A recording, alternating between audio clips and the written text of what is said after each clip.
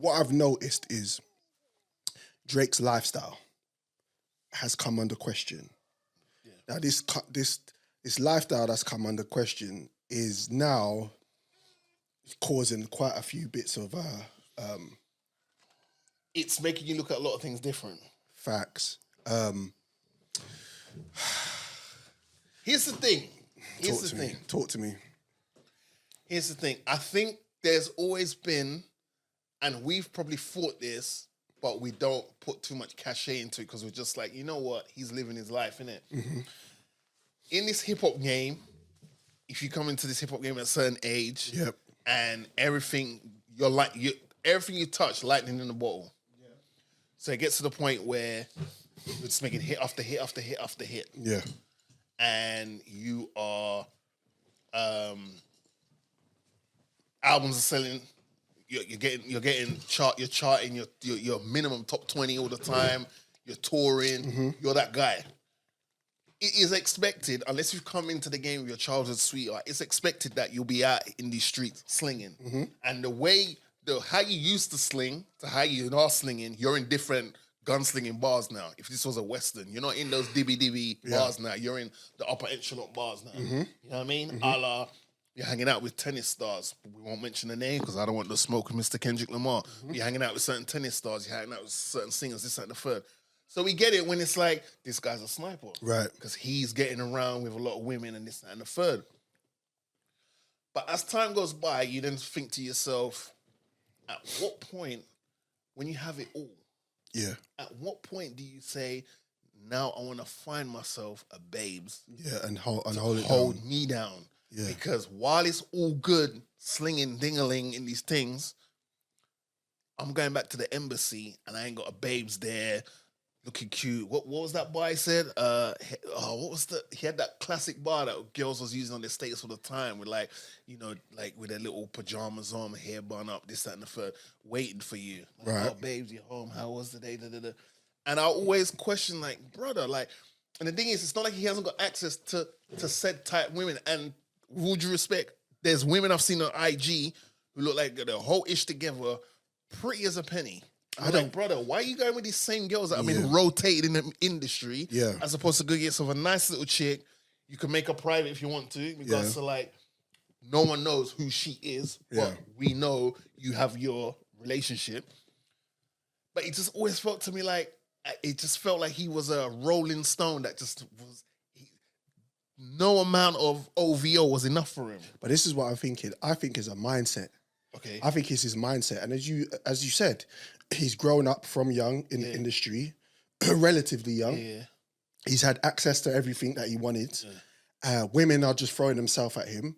And then you get to a point where it's like, okay, cool. When are you going to settle down with somebody and just hold it down with one particular woman and then sail off into the sunset? What you've done is you've had so much access that now you don't even know who to trust. One, like how do you know? Like in Drake's position in life, how do you even know what type of girl you could even hold it down with? It's not like we're all from ends, right? But at the same time, we've grown up with a lot of women as well. We've grown up with friends who became girlfriends. We've grown up with women who we've gone out and partied with, are from a certain class. Yep.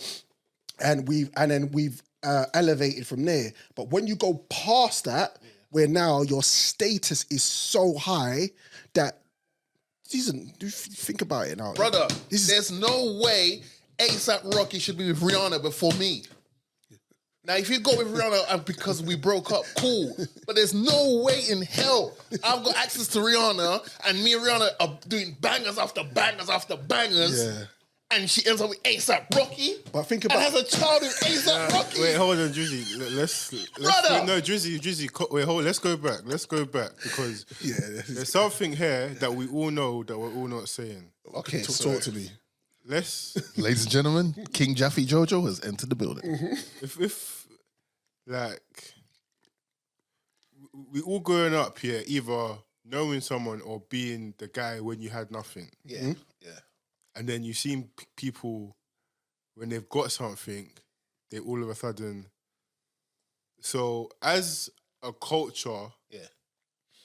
back to what I said last week. Yeah. I'm a hater.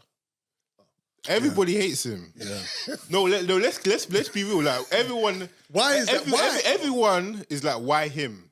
Right. Like, But because he's light skinned or because he shouldn't be in the position Hey, he is? brother, I'm sitting or right is next it to you, because. no, but Jesus it's Christ. because he's that light skinned. Oh, There's white light skin. there's the Jew light skin. Oh, Let's keep it. No, let's do it. We're keeping it a buck He's 50. keeping Let's it up. keep it real, like, Yeah. because we like, and every like, no one wants to say it, but it's true. Like everyone's like, he wasn't like when he first came out. He wasn't like he wasn't. And he was like, "Hey, my name's Aubrey." Yeah, he wasn't. He wasn't. And I like to So like as much as like I love the whole backpacking era of hip hop. Yeah.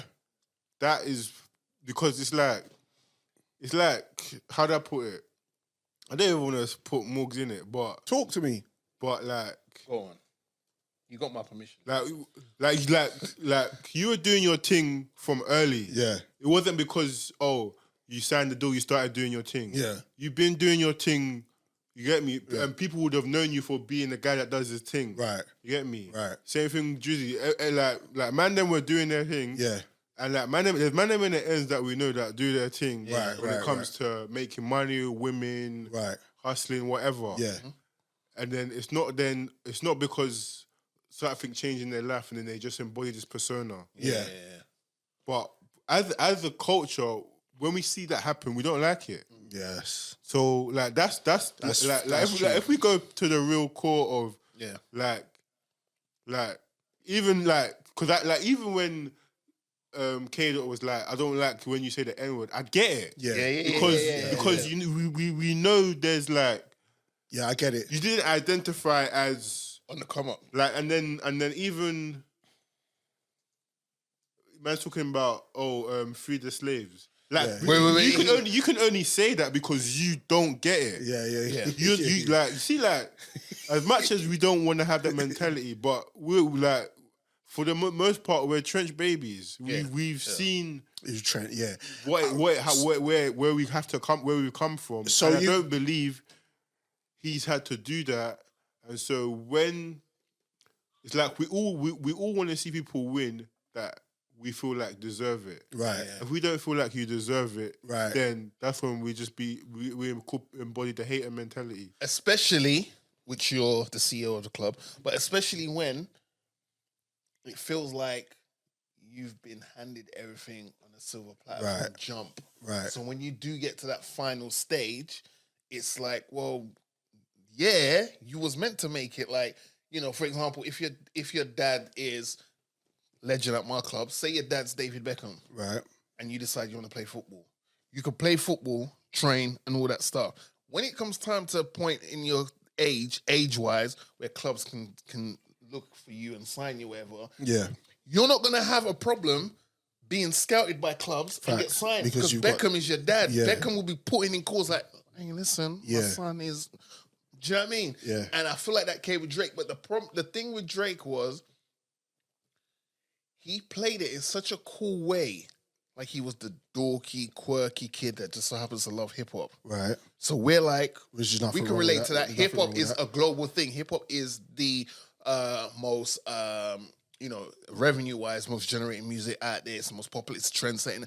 I get why you in your little. Well, he didn't have a little bedroom. He had a pretty nice situation growing up. You middle class. I could see why hip hop would relate to you. And I gave him props because I was like, "Rah, this guy's into the clips." And it wasn't the casual, I'm into Eminem, I'm into Tupac. On my top 5 is Biggie, Jay-Z, Nas, Tupac, and whoever the 5th person is. He's like, I'm into clips. And I was like, all right, cool. Because clips that's some dense music right there. Right. Do you know what I'm saying? Yeah. You can't just easily digest clips music. Obviously, Pharrell used to give them the 1 or 2 little radio hits to bring you to their world. Right. And once you get into the world, you're like, whoa, where's my wallet? Where's my, do you know what I mean? It wasn't safe in the clips. Virginia was not safe when the clips was telling you what Virginia was like. Yeah. So I was like, props to Aubrey. But then, as time went by, I think we took our eye off the ball because we were distracted with other things. Number one hit records. He's dropping hit records. He's aligned himself with. I never understood that how that worked, but he then got the Young Money bringing. Yeah, which I think that catapulted him. Because Wayne was scorching then. Yeah. So anything that, brother. He sounded like Wayne for about a year or two. Right. But then Wayne was like, nah, you need to go back to what initially made me want to sign you, which was the rap and singing thing. Yeah. And then it was like, things. And then even Wayne gave him advice. Stay as you are, bro. Like, he's like, yeah, Wayne says, oh, I'm going to keep smiling, keep singing. Don't get no tattoos, boom, boom, boom, boom, boom. All of a sudden, I don't know what light switch went off. All of a sudden, Drake is the tough guy. Yeah. All right, cool. But then as that tough guy persona is building and being created, like a Lego set, he's then aligning himself with people that was hot. Now, the thing with Jay was, Jay's always been hot. Even when he was simmering, he always used to speak like, I'm that guy. But if you notice for what, this is what Joe, this is like, there's an origin, like, this is where like Joe is X-Men going. origin story. Right, but that's my point. I was going to say, Jay was simmering, but people knew of Jay and they knew of the hustle he made to get to that simmering point. The words that Joe mentioned and the two words that stood out in what Joe said just now was trench baby. Right, but that's my point. So what happened with Drake is, as he's ascended to his heights, and he's taken on all these personas, he's taken on all these accents, he's taken on all of these cliques. He's aligned himself. He's aligned himself with popcorn in Jamaica, which is I don't the alignment thing. I don't blame him for. But the way that he's done it is he's oversaturated himself by doing it. It's like it's almost because I feel like he doesn't know who he is as a person. Mm-hmm. He's had to go into these different places and immerse himself into the culture so that he could be a part of it. Because don't forget, like, and this is the conversation we had in the car, and this is where it leads to now. The question is right now is Drake a part of the culture? I would say to a certain degree, yes. Right. So to a certain, Joe, do you agree? I think he's 100% part of the culture, but then I don't want to keep doing the whole semantics thing. Yeah. But I feel like the culture has shifted a lot. Like, I feel like we always have to break it up into periods of time. Right. I don't think we can look at the culture as, one set thing. All right, let me narrow it down. Do you think Drake is a part of the hip hop culture?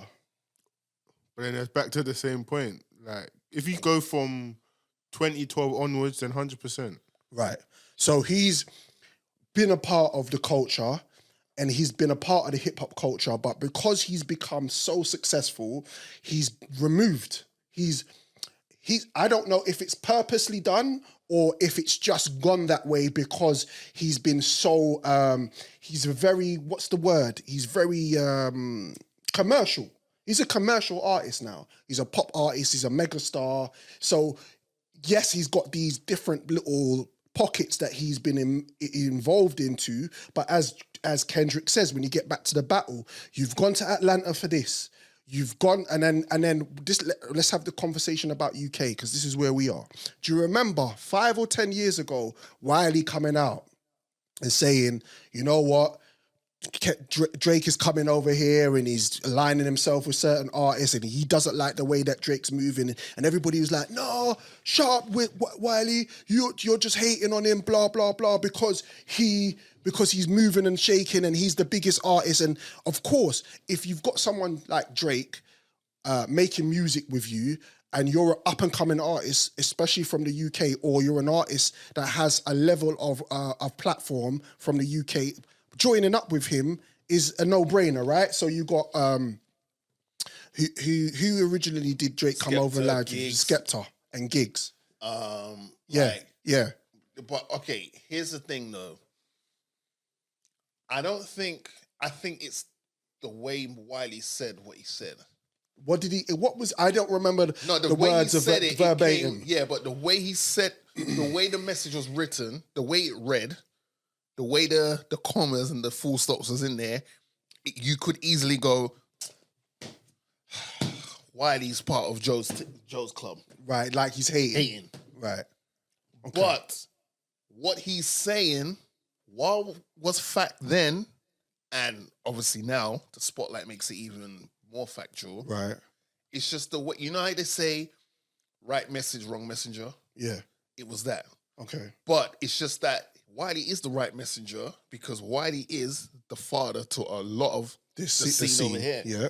It's just the way he said it. If he had said, you know what, man, I don't know, I hope this Drake thing ain't just a now thing. Right. And in 10 years' time, we're still seeing Drake show UK love. If he had said that, I don't think people would have been at him like, Wiley, you're a hater. Because I remember when he dropped the tweet and people was calling him a hater. Yeah. I think it's because of the way he said what he was saying, it did come across like that. I think because, well, hindsight's 2020. Yeah. But I think because Drake was such a big artist, big household name, then naturally people are going to say you're hating because of the stature of who Drake is, right? Yeah, but you can see, again, there's ways to say certain things. But there's also ways of you coming to the UK and embracing the UK, and also ways of you coming to the UK and just taking. Yeah, of course. That's very colonizer-like. Right. Let's just call a spade a spade. Right. That's that's some Christopher Columbus shit. Right. We agree. Right. I'm not disputing what Wiley's saying. I'm just saying the way he said it, that's why he got the heat that he got, because people just read it as that's hate. Right. Like, I don't know if Joe wrote the tweet for him, but they was just like, that's hate. Yeah. But, like I said, if you just said, I like seeing what Drake's doing now with the UK man them, I just hope this is something that has a long, healthy benefits for the UK man them in 10 years' time or whatever. People would have been like, you know what, Wiley? But there's no way you can tweet like that. That doesn't make sense. Yeah. No, but of course you could. You don't. Wiley could say that. I hope Drake ain't just taking all the UK superpowers. You could say that without coming across as looking like a hater. That's the problem. I don't the think tweet looked like he was hating. I don't think he was hating. He was just saying, "Don't come here and take all our superpowers and not come back." I don't think there's any way of you not sounding like a hater at that particular time. From Wiley, I just don't think you can avoid not looking like a hater. So what if it was a Stormzy that said it, or a Skepta, or a JME, or a Kana, or a Getz? Do you think the narrative would have been different if they said the exact same thing Wiley said? No. Because Wiley, maybe at that time, Wiley's probably going through his little passo of what he said. Yeah. And everyone's like, oh man, he's saying that about that community? Nah, man, get rid of him. And then his whole. But what is that? What was that timeline? Was that after or before? I don't know. It feels like it might have been, because why would people jump? Wiley's a beloved figure. All right, I feel like Wiley's always been consistent. Yeah. Right. Yeah. But I don't think he was hating though. No. But what I'm saying is, like, for example, when Wiley was getting onto certain labels from the UK about the whole taking artists thing, that's been his the 360 stuff and all of that. That's been his motive from Jump Street. Don't take. Right. Stop trying to take from the culture. Yeah. And perfect. Yeah. All right. But he was being Christopher Columbus, and then he's then because what did we have? We had the 2 tunes on More Life, which apparently he can't say anymore. But there was the 2 tunes on the album More Life, one with Skepta and one with Giggs. Obviously, we know what the one with Giggs is. Just that was the monster. That is the monster. The problem is that if you're gonna commit, you have to fully commit in regards to if you're coming over here to get the sound. Because I've been to Toronto 2 summers back to back. Yeah. Toronto and London. Quite similar. There's one of the few things that throws me off makes me go, I'm in Toronto, is walking by and seeing people just casually on the street smoking weed. Right. Then I'm like, okay, I'm not in London. I'm in Toronto. Okay. It's just a side question. We can make it really short. But what is Toronto's sound? I don't think Toronto has a specific sound. If Toronto's sound would be like a But then cardinal official, isn't that the problem then? yeah, but it's a melting pot. Like here, the only thing is here we have grime, we have garage, we rap, but we have. I see what he's saying. Though. Yeah, no, I get his point, but all four corners of the culture has an originated sound, right? Yeah. So New York, we know Wagwan there. West Coast, LA, we know Wagwan there. Atlanta, boom, boom, boom. UK, we have garage, grime, drum and bass, all of that sort of stuff. The question he asked is what is the Toronto sound or what is that Canada sound? I agree with you. There isn't one. No, I think there is one. We're just not privy But to I don't it. What think, is it? But I don't think Drake aligns himself with that sound. what is the sound? He used to, but it's that kind of like party next door kind of, like the underwater drums. The weekend music. Weekend-ish, Right. but Division more type stuff. Okay. no, but more party next door than Okay, the alright, others yeah, because weekend is kind of pop. Yeah, weekend. Oh, okay, yeah. But Okay. like, Early weekend. but it's like I feel like. But I feel like But I feel like that's not because I feel like that's not their thing though. But Drake, no. But I feel like it's a Toronto thing. But even Drake bit from it in terms of it wasn't his. took what he wanted from it. So for example, Take Care is a great album. Right, well, But classic. But we pretty much know that he literally locked all the weekend in his bedroom and took all the songs. Yeah. You know, party Which is why they don't talk. Party Next Door's been locked up in that OVO yeah. headquarters for how long? Yeah. Slavery. And just taking. But this is what I'm trying to say, Joe. You still haven't told me what sound of Toronto is. I mean, I can find out. But it's just you gotta just play the music. But Is it hip hop? Is it R&B? Is it It's a wave? It's a smorgasbord of sounds. It's a melting pot of sounds because there's a big West Indian community over there. It's like here, but I don't know what their grime or garage or jungle or drum and bass is, but there's so many styles over there. Can I be honest? If you played like you've heard Break from Toronto, right? Yeah. That's what I'm trying to get at. But is it house? Is it a style of is it a style of music that originated from that place, and that's where everything else is? For me, it sounds like that whole Toronto, Canada thing is just elements of America, UK. So when you heard like the way the 40s production on the sound and the drums, where did you hear that before? Oh, like with Take Care and all that sort of stuff. Before that, but you know how 40 produces with the drums. Yeah. Where did you hear that before? It just sounds like R&B and hip hop to me. So I'd say, listen, I'm saying yay personally. I'm saying it just sounds like R&B and hip. It sounds like R&B and hip hop to me, and it doesn't. And this is all right. Let's keep it 1,000. There isn't a name that we can think of right now that we can allow. I might be wrong. People watching might be like, "How dare you speak on Toronto like this? We've got this." Cardinal they Official, might tell me. I want to know. Official for me was the first hip hop. MC. Cardinal Official is hip hop. Yeah, but hip hop. Yeah, but you lot, all right. I think you lot are missing the point. No, I hear what you're saying. There isn't at this moment in time, as I'm sitting here, Toronto doesn't have a sound. Doesn't. And I'm telling you that because that's how I feel. And if that's the case, because hip-hop music is in America, grime and drum and bass originated here, reggae music originated from Jamaica, soca music, there isn't nothing that I can say, I feel like pinpoints the Toronto Canadian sound, which means, as you said, it's a melting pot of sounds, and that's how they've developed what they have. Yeah. Now, if you go from that to who Drake is somebody who's embraced sounds. If he's embraced sounds, he in himself has immersed himself in different cultures to be a part of this culture, which is why, back to the battle, Kendrick Lamar is telling him that he ain't what the culture is. Because what the culture's feeling is in this whole thing is what Kendrick Lamar is saying about Drake. He's a vampire for sounds. He's a vampire for sounds. Mr. Kendrick Lamar, Don't use that your next record, okay? So if I'm wrong, people, Right. say it in the comments. Shout out to my sis. My sis hit me up in real time. I Right. said to her, sis, I'm podding.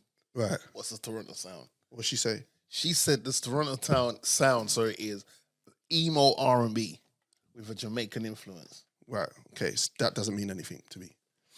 Emo R&B. It's R&B is American music. Okay. It's R&B is R&B.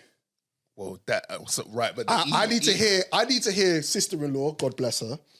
I need her to say the music on Toronto is eclectic. A name that I've never heard before, and that's the music of the culture within our team. Macarena. Yeah, I want to hear a name that stands alone. So you don't want to hear they've created a byproduct of no, I don't want to hear made. byproducts. You want to hear the original from the earth, from the ground. I want to hear the seed. I don't want to tell about the fruits that are on the tree. Yes. I want to know about the seed that grew that tree. Yes. Okay, cool. Yeah. Should be love.